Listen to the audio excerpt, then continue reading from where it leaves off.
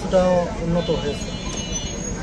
যারা অবৈধ দখলদার ছিল তারা স্বেচ্ছায় তাদের দোকানপাটগুলো সরিয়ে নিয়েছে। আশা করা যায় 1 সপ্তাহের ভিতরে তারা সবাই রাস্তার জায়গাগুলো ছেড়ে দেবে এবং আমাদের যে যান চলাচলের সমস্যা, এখানে বাফার গুদাম আছে, বেশ কিছু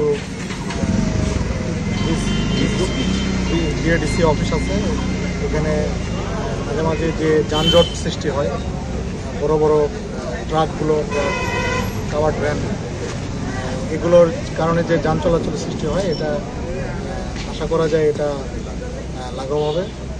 এবং আমাদের পাশাপাশি যে ইউনিয়ন ভূমি অফিসের ভিতরে যে জায়গা, খাস জায়গায় 1 একর 19 শতক, এখানে কিছু অবৈধ দখলদার আছে, তাদেরকেও সতর্ক করা হয়েছে।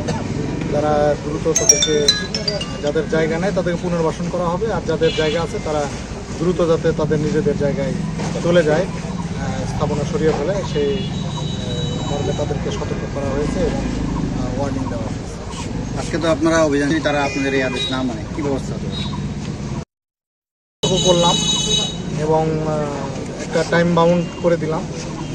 এর মধ্যে যদি তারা তাদের অবৈধ স্থাপনা সরিয়ে না ফেলে, তাহলে প্রশাসন এখানে কঠোর হবে, তাদেরকে জরিমানা এবং জেলের আওতায় নিয়ে আসবে।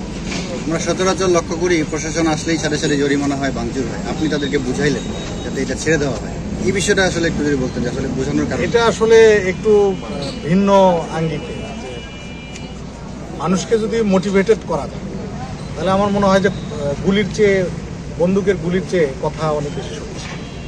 এবং মানুষ যদি তার যে কমিটমেন্ট এটা যদি রাখে, তা আমার মনে হয় যে সমাজের রাখাই যথেষ্ট। এখানে আইন প্রয়োগ করার প্রয়োজন হয় না। মানুষ স্বেচ্ছায় যদি সচেতন হয়, সেক্ষেত্রে এটা আরও বেশি কাজ করে। এটা একটু ভিন্ন স্ট্র্যাটেজি, এটাকে আমি ফলো করতে পছন্দ।